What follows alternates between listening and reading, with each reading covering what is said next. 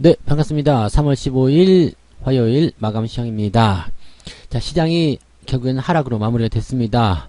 아침보다 좀 더 빠진 것 같은 느낌이에요. 자, 종합지수가 마이너스 0.9%, 코스닥은 마이너스 0.14%입니다. 장중에는 많이 회복하는 모습 보이기도 했었는데요. 결국에는 다시 흘러내리면서 네, 하락 마무리가 좀 됐습니다. 자, 근데 느낌적인 부분은 그렇게까지 나쁘지 않은데 라는 생각이 좀 들어요. 즉 지수는 좀 하락을 했는데 이 지수가 하락한 것만큼 또 체감하지 못하는 그런 부분이 좀 있는 것 같습니다.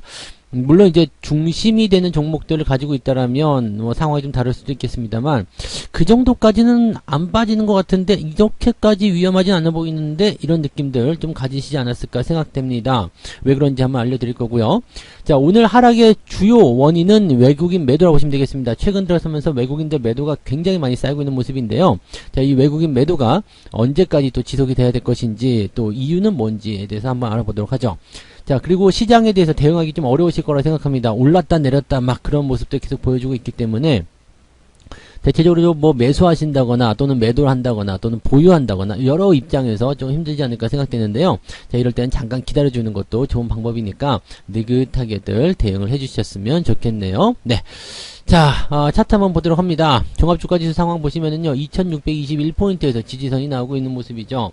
뭐 지지라고 보기 좀 어려워요. 지금 주가가 더 내릴 수 있는 상황이기 때문에 약간 불안정한 그런 흐름이고요. 단기적으로는 이격이 조금 벌어졌기 때문에 다시 위로 올라설 수 있는 가능성이 좀 있습니다. 그래서 반등이 나왔을 때 다시 2700포인트 이상으로 올라서야지만이 주가가 상승할 수 있다라고 생각하시면 되겠고, 위쪽 라인 때 61선의 저항 라인 때는 지금 2800포인트 근처까지 왔어요. 그러니까 지금 현재 시장 상황을 보게 되면 지수가 3000포인트만 넘어가기 시작하면 완벽한 추세 전환이 된다라고 보실 수가 있겠죠. 그러니까 기존에 한두 달 전에 대비해서 이 저항 라인 대가 한 150에서 200포인트 정도 아래쪽으로 내려갔다 보시면 되겠습니다. 그러니까 그 당시는 지지 라인 때, 저점 라인 때가 2800포인트 정도였다면 지금은 2600포인트가 지지선을 보여주고 있다 생각하시면 되겠죠. 저 위치까지만 가게 되면은 포트폴리오가 상당히 많이 바뀔 것 같은 느낌인데 저 위치까지 계속 못 가고 있습니다. 중요한 게 바로 이거예요. 저점을 잡았다고 하더라도 추세를 돌려서 저 위치까지 올라가 줘야 되는데 그 부분이 안 나오고 있다는 거죠. 그러니까 저 위치까지만 만들어주게 된다면 상당히 좋은 모습일 텐데 우리가 지금 기다리는 게 그런 거잖아요. 그래서 이 부분을 해소할 수 있는 그런 요소들이 있겠는가. 일단은 뭐 우크라이나 상황이 빨리 종료가 좀 돼야 되는 부분 좀 있을 테고요. 또 이번 주에는 FOMC 그리고 내일이죠. 러시아의 디폴트 이야기도 나오고 있는 상황인데 이런 부분들이 이제 해소가 되어야지만이 이제 좀 안심을 하지 않겠는가 생각되는 부분입니다. 외국인 매도가 이제 그쪽에서 나온다고 좀 보시면 될 것 같아요. 그래서 아무래도 이제 뭐 FOMC를 좀 살펴보면서 시장에서 어떤 반응을 하고 있는지 그런 것들을 보고 대응하자 이렇게 나올 수도 있겠죠. 그러면 실질적으로 이제 내일 해외 시장 분위기가 좋게 진행이 된다라고 한다라면 국내 증시에서도 외국인 매수가 돌아오게 될 가능성이 있겠습니다. 그러면 지수 상황에서 본다라면 뭐 한 1% 정도는 상승해 줄 수 있는 가능성이 있겠죠. 네, 보통 저점권에서 뭐 0.3%, 0.4% 이렇게 올라가지 않아요. 외국인 매도가 그동안 많이 쏟아졌던 것을 생각해 본다면 저점에서 주워 담거나 또는 공매도 쳤던 종목들을 다시 저가대에서 주워 담는 모습을 보인다고 하더라도 대체적으로 주가가 좀 뛸 수 있는 가능성이 열리게 되겠죠. 그래서 주가가 반등 나올 때는 한 1% 정도 때 예상을 해볼 수 있겠는데 문제는 반등이 안 나올 때 이야기죠. 뭐 상황이 안 좋게 됐다거나 시장이 부담을 많이 느끼고 있다거나 그렇게 된다면 일시적으로 2600포인트도 깨질 수 있다는 것을 생각하고 계셔야 되겠습니다. 하지만 지금 시장을 끌고 내려가는 것이 외국인이다 보니까 뭐 지금 코스닥 같은 경우는 오히려 오늘 덜 빠졌단 말이에요. 장중에는 플러스 넘어가기도 했었고요. 그러니까 이 상황을 보게 되면 대형주 쪽에 집중되는 모습이다라고 생각하시는 게 맞아요. 대형주 쪽에 집중되는 그런 하락세가 만들어지고 있기 때문에 시장만 느긋하게 은근하게 눌러주는 그런 형태의 모습이라고 생각하시면 되겠죠. 이러다 보니까 이제 그 대형주를 갖고 계신 분들이 또 중소형주 넘어갈 것인가 말 것인가 고민을 또 하고 계시죠. 왜냐면 지금 정책 테마주들이 반짝반짝 했으니까요.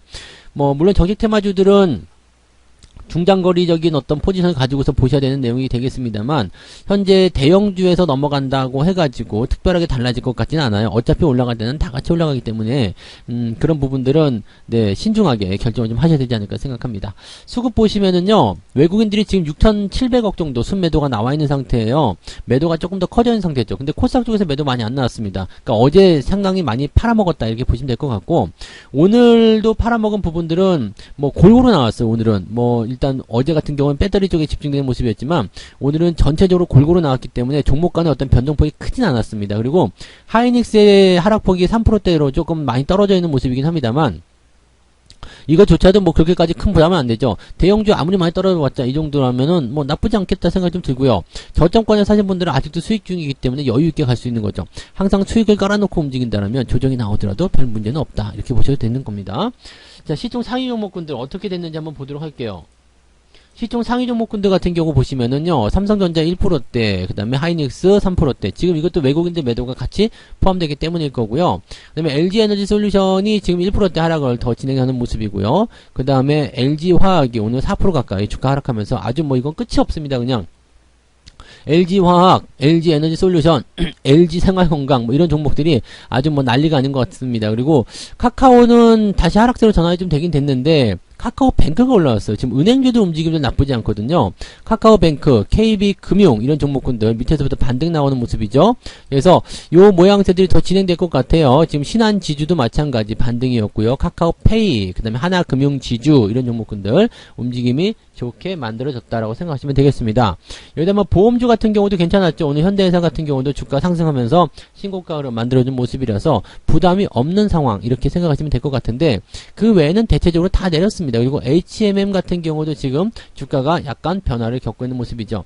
근데 오늘 7% 내렸다고 해서 또 HMM 가지고 또 막 그냥 슬퍼하시거나 그럴 필요가 없는 게 그동안 많이 올라왔잖아요. 많이 올라오고 나면 좀 들어가는 것도 괜찮습니다. 우리가 호텔신라 같은 경우도 지금 조정을 이틀째 갖고 있는 상황이긴 한데 그동안 올라왔기 때문에 조정을 받더라도 그냥 저점 지지권대에서 움직이고 있어요. 이런 것들은 돌아서게 되는 자리가 나오면 한 번 더 매수해 주실 그런 의향이 있으면 되는 거거든요. 그러니까 종목을 내가 장기적으로 보느냐 단기적으로 움직이는 흐름에서 대응을 하느냐 거기에 따라서 전략들이 달라진다고 보시면 되겠습니다. 뭐 그런 정도고요. 크로프테온 같은 경우는 저점을 잡아내긴 했는데 역시 게임주들이 별로 좋지 않기 때문에 움직임이 좋지 못한 것 같은 그런 느낌으로 생각하시면 되겠습니다.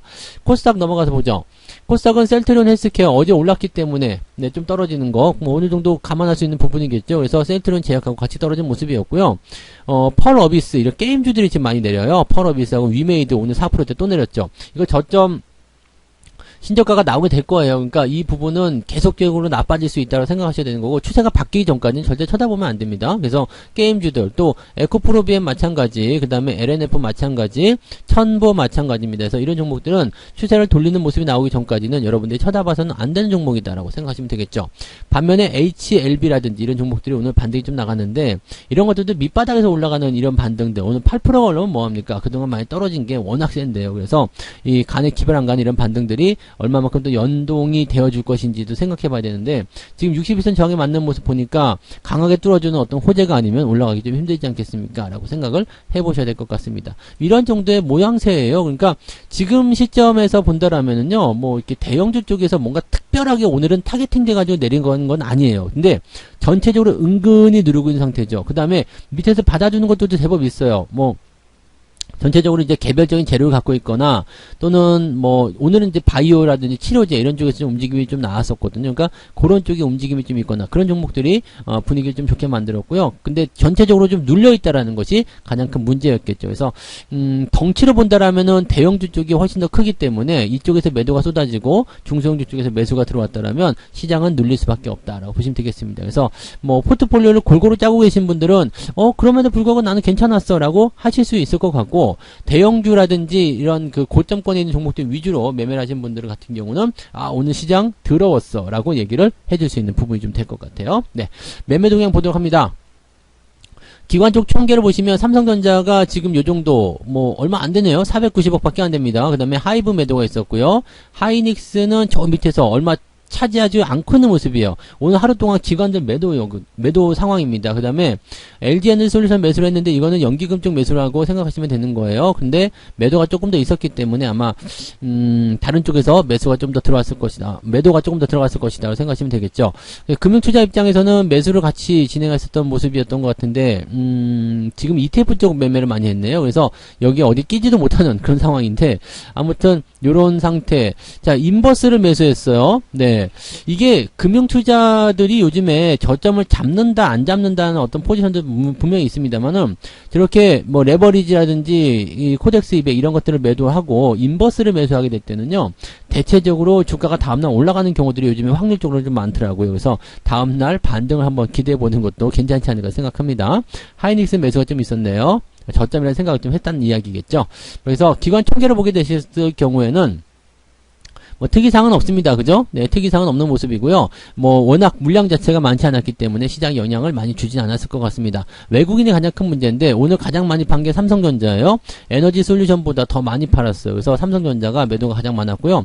하이닉스는 낙폭에 비해서 그렇게 많이 팔지 않았어요. 950억. 그렇다면 하이닉스가 떨어지는 중요한 이유는 기관도 안 팔았고 그 다음에 이 외국인도 매도가 많지 않았어요. 그러면은 누가 샀을까? 누가 팔았을까라는 생각 좀 해볼 수가 있겠죠. 자, 이 정도 물량으로 떨어졌다라는 거, 이만큼 떨어졌다는 것이 약간 오버하는 경향이잖아요. 지금 1000억도 안 되는데 3%가 빠졌다. 이거 사실 말이 안 되거든요. 그러니까 떨어지는 물량과 받아주는 물량 간의 어떤 그 가격 범위가 조금 달랐을 거다라고 생각하시면 되는 거고요. 삼성전자, LG 에너지 솔루션 시총 1, 2, 3등이거든요. 이쪽에서 매도가 제법 많이 나왔다는 것이 시장을 누르는 이유였다 보시면 되겠습니다. 하지만 시총 1, 2, 3등이 밀려봤자 크게 밀리지 않는다는 이야기죠. 그러니까 뭐 제한적인 범위가 있죠. 물론 이제 특별하게 뭐 한 5%, 6% 막 이렇게 밀릴 경우도 있겠습니다만 그럴 때는 그 종목이 타겟팅되는 그런 경우이기 때문에 특수한 경우라고 생각하시면 되겠죠. 그래서 지금은 일단 화학 섹터, 이 배터리 쪽 무조건 조심하셔야 되는 거고요.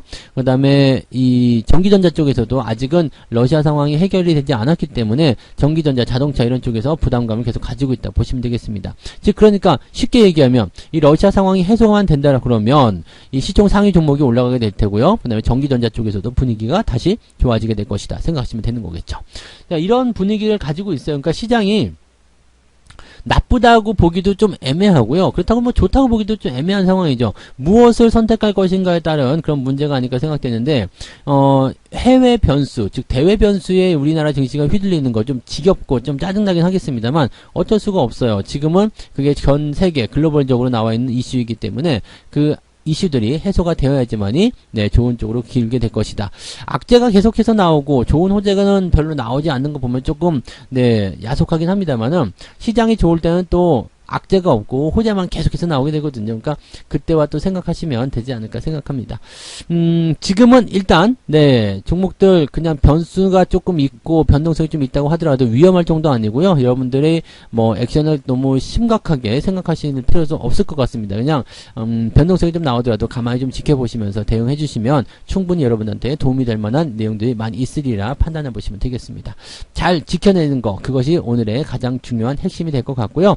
FOMC 지나가면서 해외 증시 상황들이 어떻게 변하는지 잘 체크하시면 좋은 결과를 이어가실 수 있으리라 생각합니다. 자, 오늘 여기까지 마감 시간 해드리고요. 저는 내일 아침 시황에서 다시 오도록 하겠습니다. 고맙습니다. 본 방송에서 제공되는 모든 정보는 투자 판단의 참고 자료이며 투자의 최종 책임은 본 방송을 이용하는 본인에게 있습니다.